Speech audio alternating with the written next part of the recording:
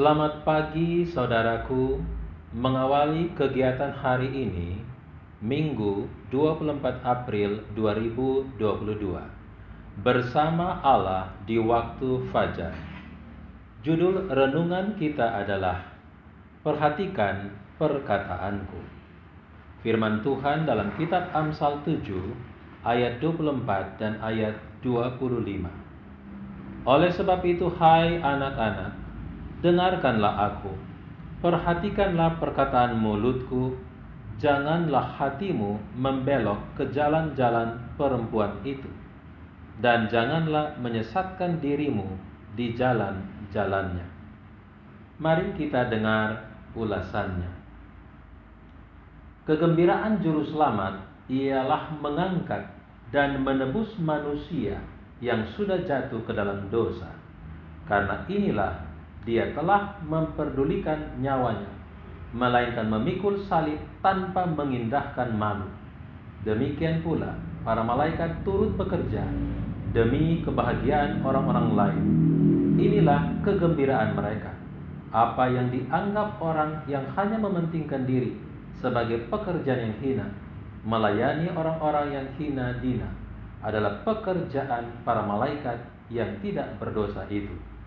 Roh kasih pengorbanan diri Kristus sendiri adalah roh yang mengisi sorga dan menjadi inti kebahagiaan. Inilah roh yang akan dimiliki pengikut-pengikut Kristus. Inilah pekerjaan yang akan mereka kerjakan.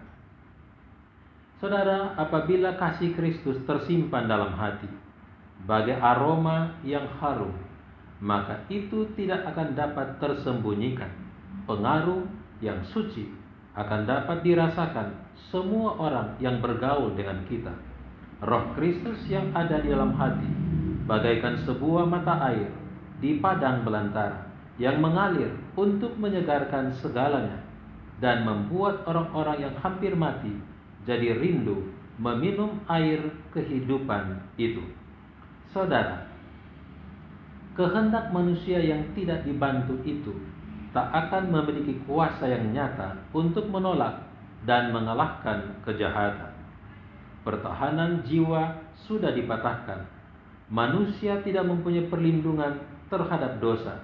Sekali ketahanan firman Allah dan rohnya ditolak, kita tidak tahu sampai sedalam mana seseorang bisa tenggelam.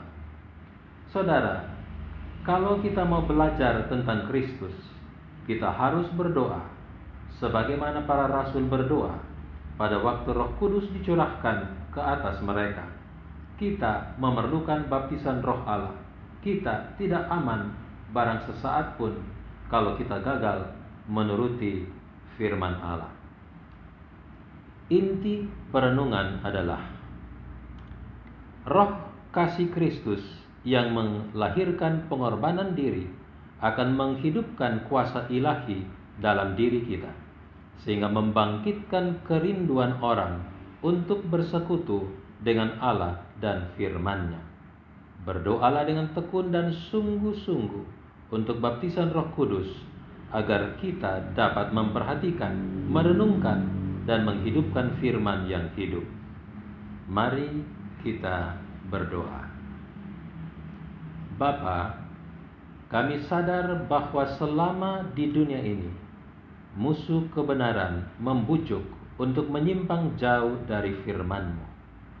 Kami mohon Bapa, kiranya Roh Kudus menuntun, membimbing, dan menetapkan langkah ini tetap pada jalan-Mu.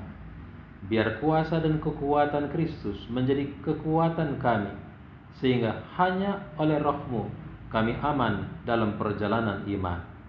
Terima kasih Tuhan, karena firman-Mu menerangi jalan hidup kami, sehingga kami tidak tersesat. Bapa yang mendengar, Engkau mengampuni. Jadilah kehendak-Mu dalam nama Yesus Kristus. Amin. Demikian renungan kita. Tuhan Yesus memberkati. Shalom.